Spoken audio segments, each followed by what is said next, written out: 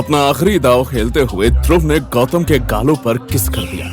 ये किस गौतम के गालों पर नहीं बल्कि उसके पापा की इज्जत पर, परिवार की मान मर्यादा पर और उसके खानदान की आबरू पर हुआ था। अभी के लिए तो जा रही हूँ मैं, पर आइंदा से तभी बुलाना जब करने के लिए सीने में जिगर हो और चड्डी में ट्रिगर, नहीं तो गरम करके ठंडा छोड़ने से कामदेव जी पाप लगाते हैं। हाँ। इतना कहकर ध्रुव वहाँ से जाने लगा। पार्टी में आए सभी लोगों की नजर गौतम पर थी।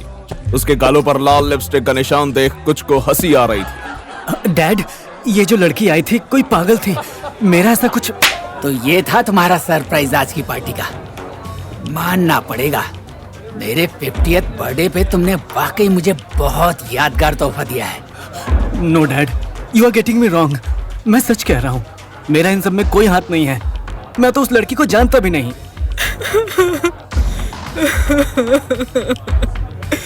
मैं तो तुझे कितना शरीफ समझती थी गौतम, पर तू तो ये सब तेरे इन दोस्तों की संगत होगी। ये किन चक्करों में पड़ गया है तू? हाँ बोल। नहीं मॉम, मैं सच कह रहा हूँ। मैंने उस लड़की को यहाँ नहीं बुलाया था। और एक बात बताइए, अगर मुझे बुलाना ही होता तो मैं उसे किसी होटल में बुलाता ना, इस तरह पार्टी में क्यों? बेशर्मी देख रहे हो इसकी? इतना सब होने के बाद भी साहबजादे को होटल की पड़ी है। पूरे परिवार के सामने हमारा मुंह काला कर दिया। ध्रुव ने सच में गौतम की लंका लगा दी थी। वहाँ आग लगाकर वो जैसे ही फंक्शन से बाहर निकला, पार्किंग में उसे प्रसाद और उदित खड़े मिले, जिन्होंने ध्रुव को देखते ही उसे गले लगा लिया। अरे जा गए गुरु, इसे कहते हैं बिना तेल लगाए किसी के अंदर तक ले लेना। और वो जो लास्ट में किस की तो उसे देख के तो कसम से मजा ही आ गया। हाँ सच में ध्रुव, बहुत ही अच्छा सबक सिखाया तुमने उस गौतम के बच्चे को।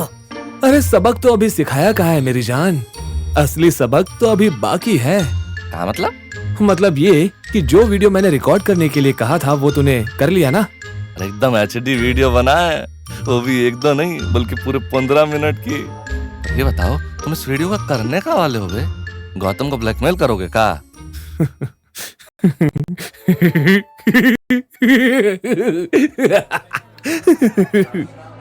ध्रुव की हंसी में एक नई साजिश छुपी थी। गौतम अब तक भरी सभा में 2 थप्पड़ खा चुका था। वो कहते हैं ना, जले पर मरहम कहकर नमक छिड़कने वालों को ही हरामी दोस्त कहा जाता है। वही इतना सब होने के बाद गौतम के पापा के दोस्त यादव जी आ गए। हैप्पी बर्थडे सनी साहब, बहुत ही बढ़िया जन्मदिन बना है आपका। ऐसा सेलिब्रेशन तो मैंने आज से पहले कभी नहीं देखा। वैसे तो आपको आपके बेटे ने बहुत धमाकेदार गिफ्ट दे दिया है, पर एक छोटा सा गिफ्ट हमारी तरफ से भी रखिए। यादव जी, यहाँ इतना सब कुछ हो गया और आपको हंसी आ रही है? हंसी तो आपको भी बड़ी आई थी जब हमारी बेटी घर से भाग गई थी। वो तो फिर भी उसके साथ ही भागी थी जिसे प्यार करती है, पर आपका बेटा तो यहाँ बहू ले आया, वो भी 2000 वाली। एक बार फिर से हैप्पी बर्थडे। अब हम चलते हैं।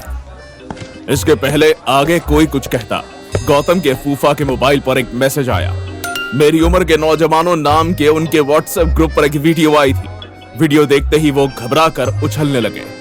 भाई साहब ये देखिए, गौतम को मिली पप्पी का वीडियो हमारे व्हाट्सएप ग्रुप में आ गया है। लगता है पूरे शहर को गौतम के रंगीन मिजाज के बारे में पता लग गया। गौतम के पापा ने जब वीडियो देखी तो उनके गुस्से का पारा और चढ़ गया। उन्होंने गौतम को पकड़कर 1-2 थप्पड़ और रसीद दिए। अभी तो तेरी हरकत ने सिर्फ खानदान में मुंह काला किया था, पर अब तो ये बात पूरे शहर में फैल गई है। कहीं मुंह दिखाने लायक नहीं छोड़ा इस गधे के बच्चे ने। बेटा ध्रुव, वीडियो वायरल करवा के तुमने उस गौतम की बची कुछ इज्जत भी लूट ली। अरे उसने कभी सपने में भी नहीं सोचा होगा कि उसके बुरे कर्मों की सजा उसे इस तरह मिलेगी। देखो भाई उदित, हमने जो तुमसे वादा किया था ना, उसका 50% हमने काम कर दिया है। अब बस 50% और काम बाकी है। अब क्या करना है? तुम्हारे पापा को तुम्हारे गे होने पर कन्विंस करना है। ध्रुव की ये बात सुन उदित डर गया। वो जानता था कि उसके पापा इस बात को कभी एक्सेप्ट नहीं करेंगे, इसलिए उसने ध्रुव को घर जाने के लिए साफ मना कर दिया। नहीं, हम लोग ऐसा कुछ नहीं करने वाले हैं।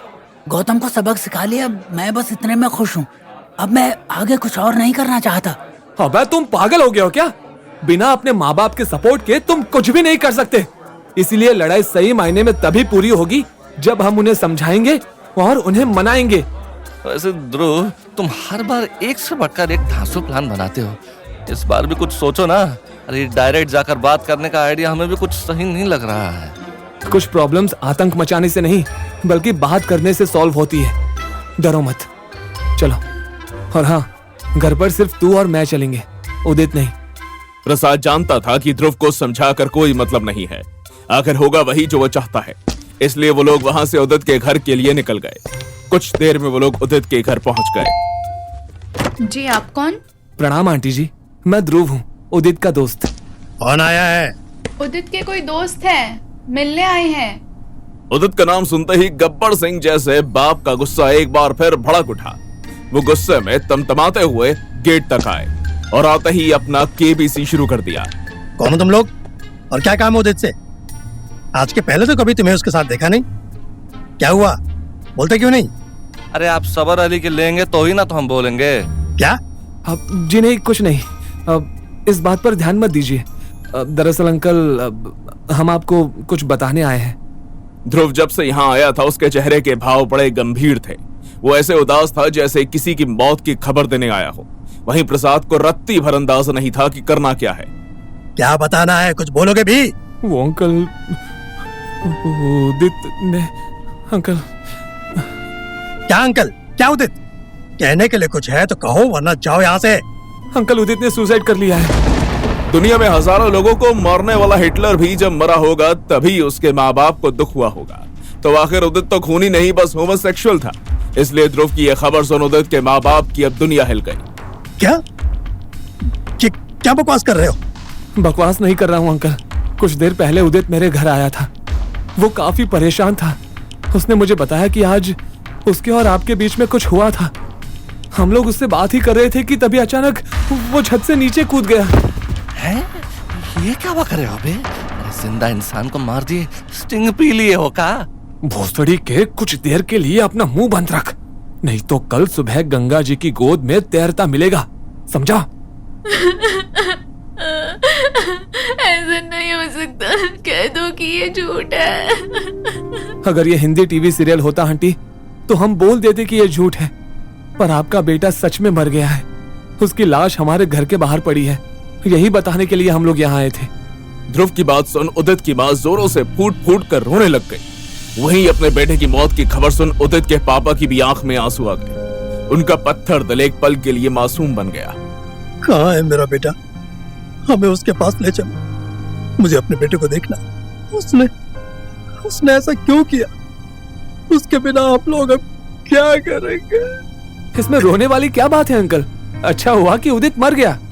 क्या बोले तुम? तुम्हारी हिम्मत कैसे हुई ऐसा कहने की? अरे सच ही तो कह रहा हूँ मैं अंकल। यही तो आप लोग चाहते थे ना। अरे आपको तो खुश होना चाहिए कि आपकी इज्जत पर लगा हुआ दाग हमेशा हमेशा के लिए मिट गया। बस, अब अगर एक शब्द और कहा तो मुझसे बुरा कोई नहीं होगा। यहाँ हमने अपना बेटा खो दिया है और तुम होगी।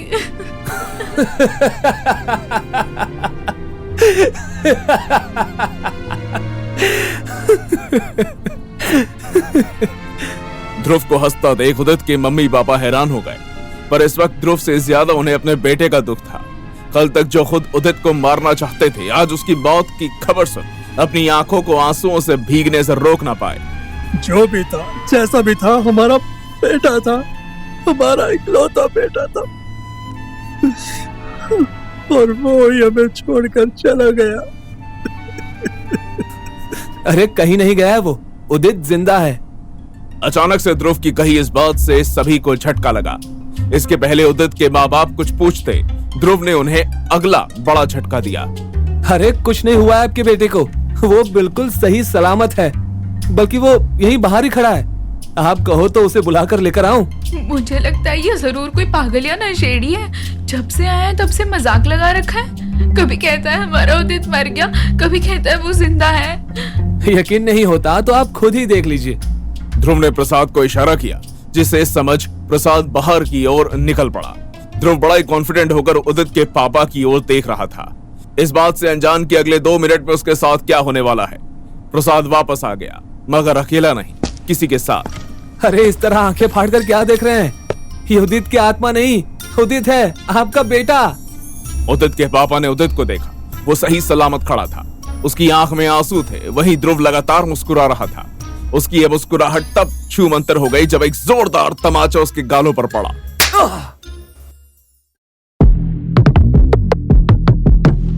8 अपने बेटे उदित को सही सलामत पाकर उसके मम्मी पापा को खुशी तो हुई, पर साथ ही उन्हें ध्रुव का किया ये मजाक बहुत ही वाहियात लगा। इसलिए गुस्से में आकर उदित के पापा ने ध्रुव के गाल पर अपने हाथ की छाप छोड़ दी। तुम जरूर किसी पागल खाने से भाग कर आए, कोई साइको। इस तरह का मजाक कोई करता है क्या? तुम जानते भी हो तुम्हारे इस मजाक ने 2 मिनट के लिए हमारा सुख चैन सब कुछ छीन लिया था। मैंने आपका सुख चैन नहीं छीना, बल्कि उसके पीछे तो आप ऑलरेडी हाथ धोकर पड़े हैं, वो भी न जाने कब से, और आप दोष मुझे दे रहे हैं। अबे चूतिया हो कब है? पहले ही ये बुढ़ाऊ इतने गुस्से में है। अरे काहे उसका बीबी बढ़ाकर अपनी गांड मरवाने पे तुले हो? सीधे से निकल लो इधर से। साले भोसड़ी की, अगर तेरी गांड फट रही है ना तो जा टेलर के पास और सिलवा करा। मैं यहाँ से कहीं नहीं जा रहा। आज तो इस मैटर को क्लोज करके ही यहाँ से कदम बाहर रखूंगा। उदित, ये सब क्या चल रहा है? और कौन है ये बेवकूफ लोग जो खुद को तुम्हारा दोस्त कह रहे हैं? क्या हुआ उदित, चुप क्यों है? कुछ बोल भी। अरे कैसे बोलेगा आंटी, उसकी जुबान तो आप लोगों ने कब की काट दी। अब तो बस उसके गले में एक पट्टा पहनाने की जरूरत है, ताकि आप जब कहो तब भौंके और जब कहो तब चुप बैठ जाए। ध्रुव की बातें उदित के मम्मी पापा के सर के ऊपर से ठीक उसी तरह जा रही थी जिस तरह पाकिस्तान के डिफेंस मिनिस्टर के ऊपर से मीडिया के सवाल। प्रसाद और उदित तो डर रहे थे, मगर ध्रुव शाहिद अफरीदी वाले कॉन्फिडेंस से आगे बढ़ रहा था। तुम कहना क्या चाहते हो? साफ साफ कहो। देखिए अंकल, मैंने आपसे मजाक मजाक में कहा कि आपके बेटे ने सुसाइड कर लिया, और एक ही झटके में आपके दिल की धड़कन सेंसेक्स की तरह ऊपर नीचे हो गई। पागलों जैसी हालत हो गई थी आप लोगों की। और वहीं दूसरी ओर आप खुद ही अपने बेटे की जान लेने पर तुले हुए हैं, और वो भी एक छोटी सी बात के चलते हुए। छोटी सी बात नहीं है वो, और हमारे घर के मैटर में बोलने वाले तुम कौन होते हो? मुझे अपने लड़के से कैसे पेश आना है ये मैं जानता हूँ। दुनिया का हर बाप इसी भ्रम में है। यही तो कारण है कि पिछले कुछ सालों से बच्चों के सुसाइड केस दिन ब दिन बढ़ते जा रहे हैं। और बच्चे जो मर्जी चाहे वो करें, माँ बाप का नाम डुबाए। कोई और बात होती तो मैं एक बार के लिए सहन भी कर लेता, पर जो ये कर रहा है ना वो सरासर गलत है। आखिर कैसे कोई ऐसा करने का सोच भी सकता है? मुझे तो याद करके घिन आती है। जरूरी तो नहीं दुनिया वैसे ही चले जैसे आप सोचते हैं। लोग कहते हैं कि उसके बिना पत्ता भी नहीं हिलता, जो भी होता है उसी की मर्जी से होता है। तो जाहिर है उदित का ऐसा होना भी उसी की मर्जी है। उदित का ऐसा होना भी उसी की मर्जी है। भगवान का नाम बीच में ले आने से गलत सही नहीं हो जाएगा। भगवान ने लड़का बनाकर जन्म दिया है तो उसी की तरह रहो, पर ये तो वो कर रहा है जो आज तक हमारे खानदान में किसी ने नहीं किया। आप तो ऐसे कह रहे हैं जैसे उदित ने कोई क्राइम कर दिया। अरे आंटी जी, खानदान में लोग ऐसे भी काम करते हैं जिससे माँ बाप ही नहीं बल्कि इंसानियत भी शर्मिंदा हो जाती है। शुक्र मानिए कि आपके बेटे ने ऐसा कुछ नहीं किया। प्रसाद अब तक चुप खड़ा था, पर ध्रुव की बात सुनकर वो भी मामले को समझ गया था, इसलिए वो पीछे कैसे रह सकता था। ध्रुव के साथ वो भी फ्रंट फुट पर खेलने आ गया। और वैसे भी अंकल इसमें कुछ गलत नहीं है। आजकल जमाना बहुत फॉरवर्ड हो गया है। अरे लोग कुत्ते बिल्ली से शादी कर रहे हैं। अभी थोड़े दिन पहले की बात है, हमने देखा था एक विदेशी को, कोई एक लड़की थी, उसने तो साला पिज्जा से शादी कर ली। बताइए, सोच रहे हैं आप? अरे पिज्जा! अबे भोसड़ी के क्या बक रहा है ये? अरे सच कह रहे हैं भाई, यकीन नहीं होता है ना तो गूगल बाबा से पूछ लो। और अब आप ही बताइए आंटी, उस लड़की की बहन को चाहिए था जीजा, लेकिन बदले में क्या मिला? पिज्जा। अरे वो सबसे कहेगी मेरे जीजा मार्गरीटा पिज्जा। साले चूतिया, तू अपना मुंह बंद रख, नहीं तो उदित का बाप उसके साथ साथ हम पर भी घासलेट डाल देगा। साला चमन चूतिया। दुनिया में क्या होता है हमें इससे कोई मतलब नहीं। हमें बस हमारे घर की पड़ी है। कौन बाप चाहेगा कि उसका बेटा साड़ी पहन के नाचे? हैं? घर में बहू की जगह दामाद लेकर आए। अरे इसका भी फायदा है अंकल, घर में सास बहू की लड़ाइयों की टेंशन ही नहीं है। उदित की वीडियो जो आपने देखी वो उसने अपनी मर्जी से नहीं बनाई थी, बल्कि उसके कॉलेज के कुछ हरामी, मेरा मतलब गंदे लड़कों ने उसकी रैगिंग करते हुए उससे बनवाई थी। क्या? जी हाँ। अरे उदित, खड़े क्या हो बे? बताओ ना अपने बाप को उस दिन कॉलेज में क्या हुआ था। और फिर उदित ने वो सारा कुछ बताया जो उसके साथ अब तक होते आ रहा था। सब कुछ जानने के बाद उदित की माँ का दिल भर गया और वो रोने लगी। पर पापा थे कि अमरीश पुरी का कैरेक्टर छोड़ने को रेडी नहीं थे। मान लिया कि वो इसने नहीं उन लड़कों ने किया था, पर सोचने वाली बात तो यह है कि उन्होंने ऐसा किया क्यों। इसीलिए ना, क्योंकि ये खुद इस तरह की हरकतें करता है।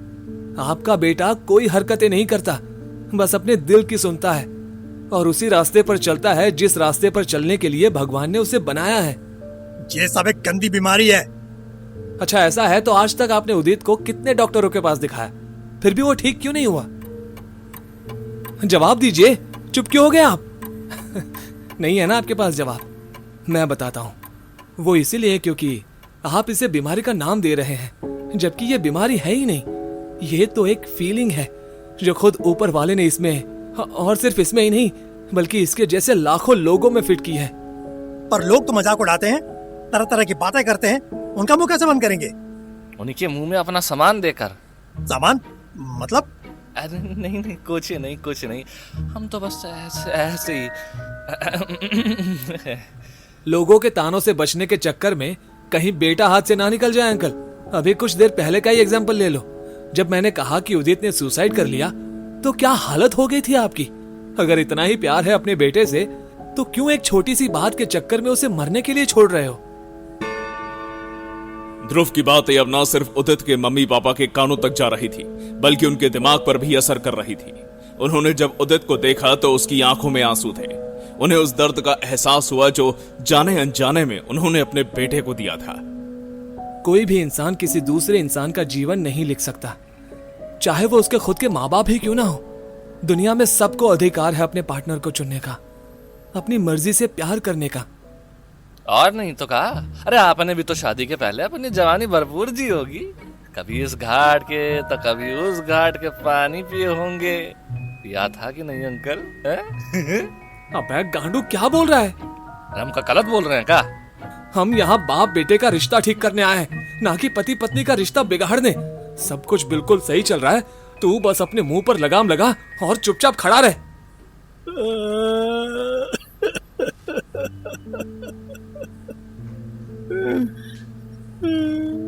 पापा आप रो क्यों रहे? लगता है अंकल को अपने जवानी के दिन याद आ गए हैं। कोई ना अंकल, अब जाने दीजिए। अरे अब तो वो लड़कियां आंटी बन चुकी होंगी और उनके भी बच्चे बड़े हो गए होंगे। मुझे ये सोचकर रोना आ रहा है कि मैं एक बाप होने की परीक्षा में फेल हो गया। बताओ बहिनचोद, एक एग्जाम में फेल हो गए तो इतना रो रहे हैं? अरे हम तो बचपन से लेकर अभी तक हर एग्जाम में ही फेल होते आ रहे हैं। और फिर वो हुआ जो उदित ने कभी सपने में भी नहीं सोचा था। उसके साथ साथ ध्रुव और प्रसाद की आंखों में भी खुशी की चमक आ गई। उदित के पापा चलकर उदित के पास आए और उसके सामने हाथ जोड़ते हुए बोले, बेटा मुझे माफ कर दो, मुझसे बहुत बड़ी गलती हो गई। अबे इसकी माँ का, ये अमरीश पुरी अचानक से मीठी चूरी कैसे बन गया? नहीं पापा, आप सॉरी मत बोलिए। जो गलतियां मैंने की, जिस तरह का बर्ताव तुम्हारे साथ किया, उसके सामने सॉरी तो बहुत छोटा शब्द है। पता नहीं मैंने आज तक तुम्हें क्या क्या कहा, किन किन नामों से बुलाया, कितना दुख हुआ होगा तुम्हें मेरी बातों का, मैं सोच भी नहीं सकता। हाँ बेटा, एक माँ अपने बेटे के हर दुख में, हर परेशानी में उसका साथ देती है, और मैंने तुझे इस तरह बीच मझधार में अकेले छोड़ दिया। सोचा ही नहीं कि इन सब से तुम्हारे ऊपर क्या बीत रही होगी। पर अब और नहीं, तू जैसा भी है मेरा बेटा है, मेरा उदित है। तुझे जैसे रहना है वैसे रह, अब से तुझे कोई कुछ नहीं बोलेगा। हाँ बेटा, लोगों के बारे में सोचकर हमने बहुत गलतियां की हैं, पर अब मुझे कोई फर्क नहीं पड़ता कि कौन क्या सोचता है। मुझे बस अपने बेटे की खुशी चाहिए। उदित के पापा ने उसे गले से लगाया। इस भरत मिलाप में उसकी मां भी शामिल हो गई।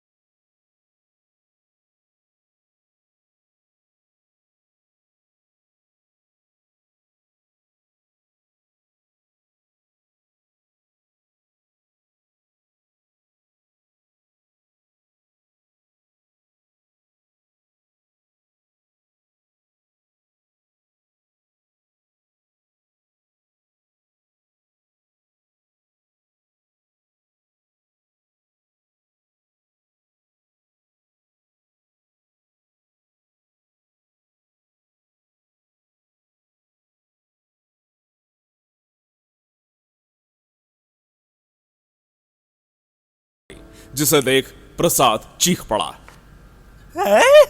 शकुंतला!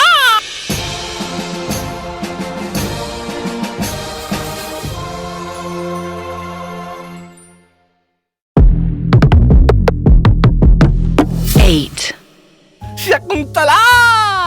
साले भोसड़ी के, तेरे दिमाग से अब तक शकुंतला का भूत नहीं उतरा क्या? भूल गया उसके चक्कर में राजा वल्लभ ने कैसी गांड मारी थी? हम गांड मरवाने में नहीं बल्कि गांड मारने में यकीन रखते हैं। और रही बात शकुंतला की, तो ये कोई हमारा भरम नहीं है। अरे वो सच में हमारे सामने है, वो देखो। ध्रुव ने जब पीछे देखा तो उसकी आंखों के सामने सचमुच करमलोक की रानी शकुंतला खड़ी थी। पर्पल कलर की साड़ी में वो बेहद खूबसूरत लग रही थी। माँ कसम, पूरी की पूरी जामुन लग रही है, एकदम खट्टी मीठी। मन तो कर रहा है अभी जाकर सारा जामुन निचोड़ दे। वैसे तू कह तो बिल्कुल सही रहा है, कसम से माल लग रही है। पर ये मेरी सक्कू के हाथ में इतना सारा बैग काहे को है? अरे कहीं ऐसा तो नहीं है कि करमलोक से धरतीलोक पर ट्रांसफर ले ली हो? चलो चलकर पता करते हैं। अबे साले, अबे कहाँ जा रहा है? मरवाएगा क्या? अबे रुक जा प्रसाद के बच्चे। इसके पहले कि ध्रुव प्रसाद की गाड़ी को रोक पाता, प्रसाद सारे सिग्नल को पार करता हुआ सीधे अपने फाइनल डेस्टिनेशन शकुंतला सिग्नल पर पहुंच गया था। वहां जाते ही उसने अपनी गाड़ी पर ब्रेक मारा। तुमको देखा तो ये ख्याल आया, जिंदगी धूप तुम घना साया। एक्सक्यूज मी, आप मुझसे बात कर रहे हैं? जी हाँ, ये तो हमारी बदकिस्मती है कि हम सिर्फ आपसे बात कर सकते हैं, वरना आप चाहें तो आपकी बाहों में अपना दिन रात एक कर सकते हैं। आपको शायद कोई गलत फहमी हो गई है। आप मुझे कोई और समझने की गलती कर रहे हैं। मैं तो बस यहाँ की धरती पर एक मुसाफिर हूँ। मुसाफिर हो तुम भी, मुसाफिर हैं हम भी। किसी मोड़ पर फिर मुलाकात होगी। अबे हो गरीब के चौदे, ये क्या शेरो शायरी की दुकान खोल रखी है? ये रानी है तेरे बनारस की, कोई सस्ती जवानी नहीं जिससे तू फ्लर्ट कर रहा है। अरे रानियां तो क्या हुआ बे, लड़की हमारी डिजायर्स तो इसकी भी होंगी। रातों में ये भी तो कसमसाती होगी।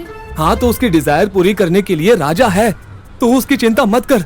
तू बस अपने टेस्टोस्टेरोन को संभाल, वरना अगर आ गया राजा तो बजा देगा बाजा। एक बात बताओ, तुमको उस साला राजा वल्लभ का हथियार लग रहा है का? नहीं, जब देखो तब साला उसी की बात करते रहते हो। अरे तुम ना अभी साइड में हटो यार, हमें अपने सक्कू पर फोकस करने दो। ये गांडू फिर से मरवाएगा। हाँ तो सक्कू जी, हाँ हमारा मतलब शकुंतला जी, आप यहाँ इस तरह सुनसान रास्ते में क्या कर रही हैं? आपको मेरा नाम कैसे पता? नाम का क्या, नाम क्या, हमें तो आपका सब कुछ पता है। उस दिन आखिर झरने के नीचे नहाते हुए जो देखे थे आपको, इतना कन्फ्यूजिया गए थे, समझ ही नहीं आ रहा था कि आपको देखा है या फिर आपका 34D को है। ये भारी भरकम आवाज किसकी आ रही है? कुछ नहीं, वो तो हमारी बंटी स्टैंडिंग ओवेशन में आ गया। पैंट के बाहर आने के लिए तड़प रहा है, उसी के फड़फड़ाहट सुनाई दे रही होगी है। अबे क्या कुछ भी बोल रहा है? तेरे मूंगफली का बंटी इतनी भारी आवाज कैसे करेगा? तुम्हारे बंटी की तो अब मैं घंटी बजाऊंगा। अचानक से एक आवाज आई और ध्रुव और प्रसाद ने पीछे मुड़कर देखा तो उनके सामने राजा वल्लभ खड़े थे। उनके चेहरे पर दिख रहे गुस्से से साफ जाहिर था कि यह राजा आज बजा देगा इनका बाजा। राजा जी, आप यहाँ क्या कर रहे हैं? मैं तो कब से यहीं था। वो तो बस रानी शकुंतला को गर्मी लग रही थी, इसलिए उनके लिए बर्फ का गोला लेने गया था। रानी, ये लो तुम्हारा बर्फ का गोला। ओह वाह, बहुत दिनों से मैंने गोला नहीं खाया था। Thank you so much my bae. जिस तरह से रानी गोला चूस, मेरा मतलब खा रही है, उसे देख के हमें इस राजा की किस्मत से जलन हो रही है भाई। अबे कैसी जलन?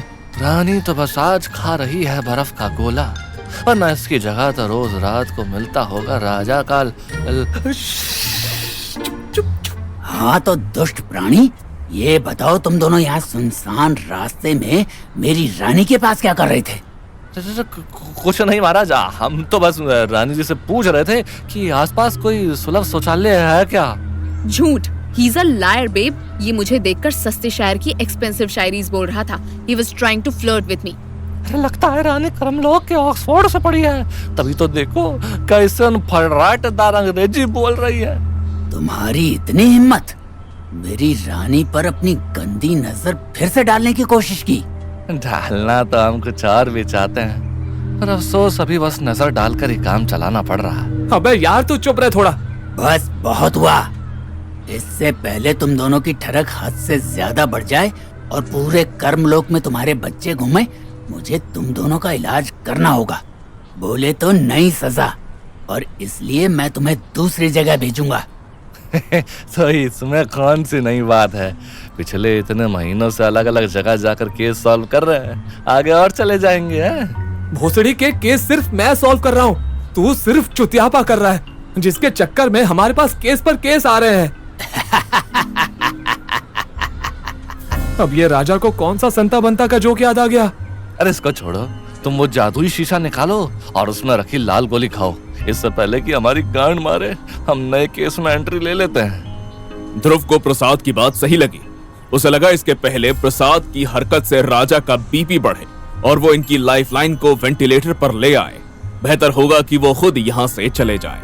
यही सोचकर उसने शीशी निकालने के लिए अपनी जेब में हाथ डाला तो चौंक पड़ा। इसकी माँ का शीशी कहाँ गई? हमको क्या पता? अब मैं तुझसे नहीं पूछ रहा हूँ, मैं खुद से पूछ रहा हूँ। मैंने तो जेब में ही रखी थी, पता नहीं कहाँ खो गई। तुम उसे वहाँ ढूंढ रहे हो और वो तुम्हारा यहाँ इंतजार कर रही है। ध्रुव और प्रसाद ने देखा कि जिस शीशी को वो ढूंढ रहे थे वो राजा वल्लभ के हाथ में थी। दोनों ये देख हैरान हो गए थे। शर्म नहीं आती? इतने बड़े राजा होकर एक छोटे से इंसान की पॉकेट मारते हो। अरे रानी सक्कू, ये किस तरह के इंसान को आपने अपने पति के रूप में चुना है? ना समझ प्राणी, ये शीशी मैंने तुम्हारे पास से इसलिए ली है क्योंकि अब तुम्हारे केस में एक नया ट्विस्ट आने वाला है। भाई चौध, ये जीवन है या अब्बास मस्तान की कोई फिल्म की कहानी? अरे साला एक के बाद एक ट्विस्ट ही खत्म नहीं हो रहा है। राजा वल्लभ ने रानी शकुंतला की ओर इशारा किया, जिसे शकुंतला समझकर प्रसाद और ध्रुव की तरफ बढ़ी और अपनी दो खूबसूरत सी कोमल उंगलियां आगे की ओर दोनों उंगलियों में से किसी एक को चुनने के लिए कहा। आपकी सारी उंगलियों के नाखून बड़े हैं सिवाय इस बीच वाली उंगली के। लगता है कर्मलोक पर भी अप्सराएं आत्मनिर्भर बन गई हैं। Self satisfaction. शट अप, ऐसा कुछ नहीं है। You just focus on what I said now. अबे यार ये क्या चूतियापा है? यहाँ कोई बच्चों की क्लास चल रही है क्या, जो एक उंगली पकड़ो और एक विश मांगो? तुम बस बताओ कि कौन सी उंगली पकड़नी है, बाकी पकड़ेंगे हम ही। इसी बहाने सक्कू बेबी को टच तो कर पाएंगे। इसके पहले ध्रुव कुछ बताता प्रसाद से रहा नहीं गया और उसने शकुंतला की उंगली पकड़ ली। उसके उंगली पकड़ते ही रानी शकुंतला और राजा वल्लभ दोनों जोरों से हंस पड़े।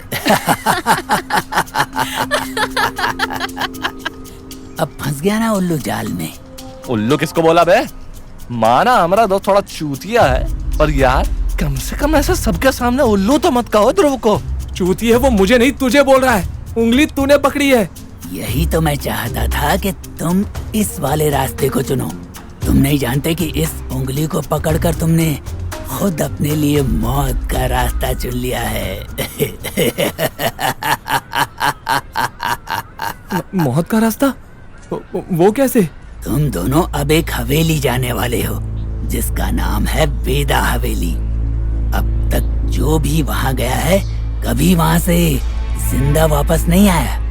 कहते हैं वहाँ एक औरत की आत्मा रहती है जो हर उस इंसान को मार देती है जिसके कदम वहाँ उस हवेली में पड़ते हैं। इसके माँ का? अगर ऐसा है तो आप हमें क्यों वहाँ भेज रहे हैं? राजा जी, सक्कू से मेरा मतलब रानी शकुंतला से फ्लर्ट करने का आइडिया ये साले ध्रुव का था। आप इसी को अकेले वहाँ भेजिए, हमको प्लीज यहाँ से जाने दीजिए। अबे तेरी तो, मैं यहाँ तुझे बचाने की सोच रहा हूँ और तू साले मेरी ही गांड मार रहा है। तू तो बेवफाई में सोनम गुप्ता का भी बाप निकला। बस, तुम दोनों में से कोई एक नहीं बल्कि तुम दोनों ही वहाँ जाओगे। अरे लेकिन हम वहाँ जाकर करेंगे क्या? आज रात उस हवेली में 3 ज़ेंजी एंट्री लेने वाले हैं। इस बात से अनजान की हवेली में उनकी मौत उनका इंतजार कर रही है। तुम्हें वहाँ जाना है और उन तीनों की जान बचानी है और साथ ही अपनी भी। इसका मतलब इस बार फ्यूचर प्रेजेंट का कोई लौचा ही नहीं है, डायरेक्ट जाकर भूतनी की गांड मारनी है। बेब, ये लोग बहुत ही अब्यूजिव लैंग्वेज का उपयोग कर रहे हैं। इन्हें जल्दी से यहाँ से रफा दफा करो ताकि हम लोग भी काम लोग पर जाकर अपना मिशनरी आसान करें। रानी शकुंतला के कहते ही राजा वल्लभ ने अपना एक मंत्र पढ़ा। मंत्र पूरा करते ही उन्होंने हवा से फूंक मारी, जिसके बाद ध्रुव और प्रसाद दोनों वहां से गायब हो गए। साला रामी राजा एकदम से गायब कर दिया। एक आखिरी बार सक्कू बेबी को प्यार से बाय भी नहीं बोलने दिया। साले गांडू, तेरे इसी सक्कू प्रेम के चलते हमें इधर आना पड़ा है। हाँ तो क्या दिक्कत है? अरे अब तक भूखे नंगे की तरह रह रहे थे, अब बढ़िया इतनी बड़ी हवेली में मौज से रहेंगे। ये हवेली दिखने में जितनी बड़ी थी उतनी ही डरावनी भी। हवेली के अंदर कई सारे कमरे थे जिनमें ज्यादातर अंधेरा ही था। कुछ कमरों में हल्की पीली रोशनी चमक रही थी। रात के करीब 8 बज रहे थे।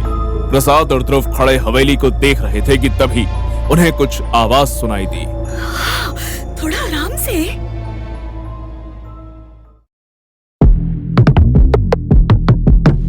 8.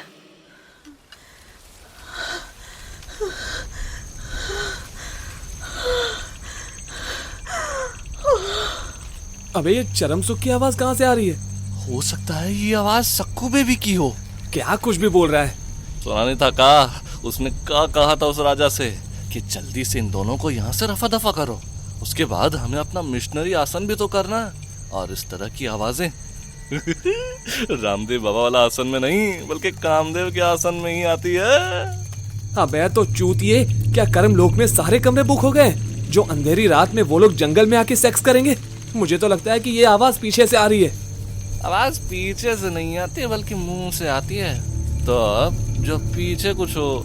अबे साले, फटे हुए मैन फोर्स के अनवांटेड परिणाम। पीछे से मेरा मतलब है जहां हम खड़े हैं उसके पीछे से आवाज आ रही है। ध्रुव और प्रसाद ने पीछे मुड़कर देखा। वहां एक सफेद रंग की कार खड़ी थी। कार के अंदर पूरी तरह अंधेरा था, जिसके चलते अंदर का कुछ दिखाई नहीं दे रहा था। कार जंपिंग जैक की तरह हिल रही थी।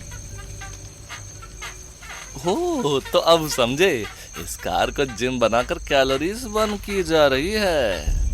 अरे लेकिन अंदर है कौन? अरे ये का सवाल है बहिंचर, इंसान ही होगा ना। पेड़ पोड़ तो बैठकर इस तरह से कार में आवाजें निकालेगा नहीं ना। अबे चूतिए, मेरा मतलब है कि उस राजा ने कहा था कि इस हवेली में कोई नहीं रहता और ना ही कोई आता जाता है। तो फिर ये लोग कौन है जो इतनी सुनसान रात में सेक्स कर रहे हैं?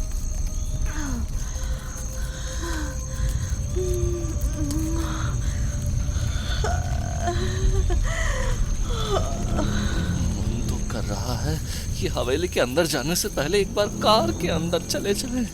कहा पता आज का हमारा राशि भविष्य में थ्रीसम का चांस लिखा हो। इसके पहले प्रसाद अपने राशि भविष्य को आजमा पाता, अंदर से आ रही आवाज बंद हो गई। आवाज बंद होते ही कुछ देर में कार का डोर खुला। एक लड़का और एक लड़की कार से बाहर निकले। क्या बात है, ये केंचुए की चाल चलने वाला आज अचानक से घोड़े की चाल में कैसे बदल गया भाई? हाँ, कछुए की चाल तो मैं इसलिए चलता हूँ बेबी, ताकि ज्यादा से ज्यादा देर में फिनिश लाइन तक पहुँचूं। वरना तो ये घोड़ा सारी रात तुम्हें घोड़ी बनाकर सवारी कर सकता है। क्या बात है, अभी तो हम यहाँ पहुँचे ही हैं और आते ही तुम्हें इतना जोश आ गया। लगता है ये जगह हमारे लिए अच्छी साबित होगी। हाँ बिल्कुल। पर ये प्रीतम कहाँ रह गया? अब तक आया क्यों नहीं? तुमने मुझे याद किया और मैं चला आया। ऐसा कौन सा कॉल था तेरा जो आने में इतनी देर लग गई? अरे यार, एक इम्पोर्टेंट कॉल था, सोचा निपटा कर ही आऊं।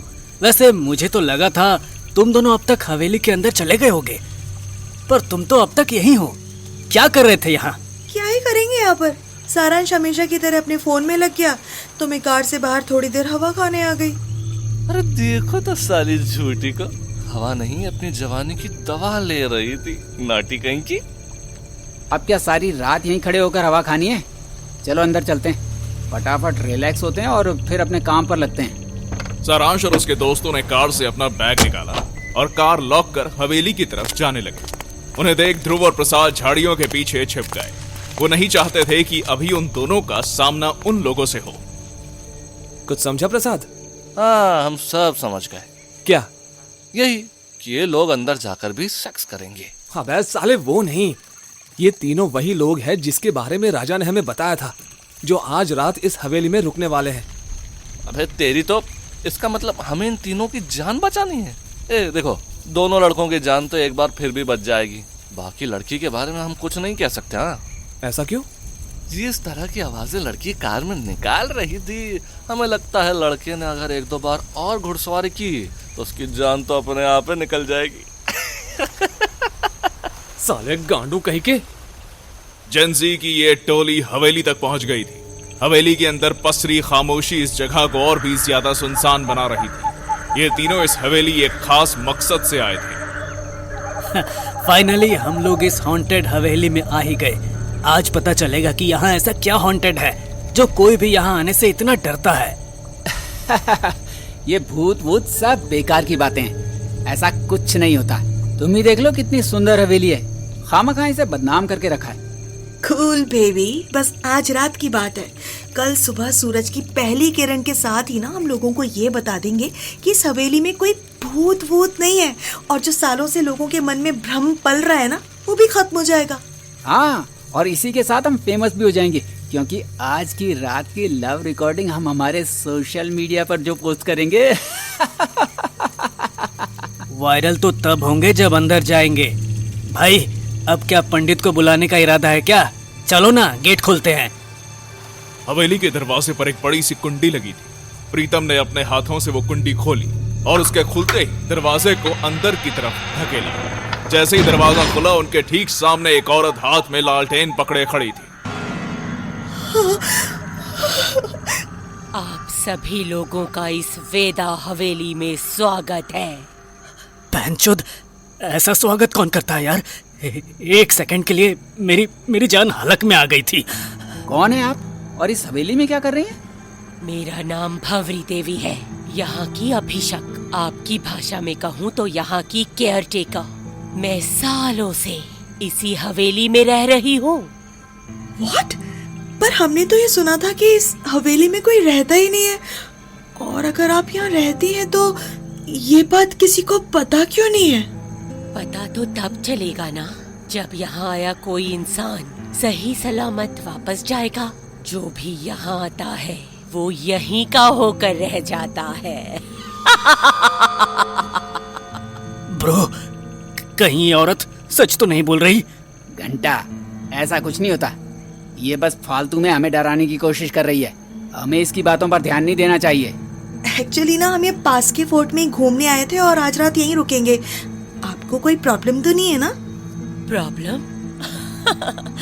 मुझे क्या प्रॉब्लम होगी बेटा, वो तो तुम्हें होगी। बेबी, इसकी बातों पर ध्यान मत दो, बहुत रात हो गई है। हम लोग कोई एक अच्छा सा कमरा पकड़ते हैं और चेंज करते हैं, उसके बाद पार्टी भी तो करनी है। पार्टी? सारा के पूछने पर सारांश ने अपने बैग से बकाडी का एक खंबा निकाला, जिसे देखते ही सारा और प्रीतम खुशी से उछल पड़े। वहीं ध्रुव और प्रसाद भी अब तक हवेली के पास आ गए थे। ये हुई ना बात, अब तो यहाँ रात बड़े सुकून से कटने वाली है। प्रीतम, ब्रो तो आसपास कहीं चखने का और 3 ग्लासेस का बंदोबस्त कर ले। 3 नहीं, 4। 4 किस लिए? हम तो सिर्फ 3 ही लोग हैं। वो भी तो आएगी तुम्हारी इस पार्टी में। वो कौन? सारा के सवाल पर भंवरी देवी जोरों से हंस दी।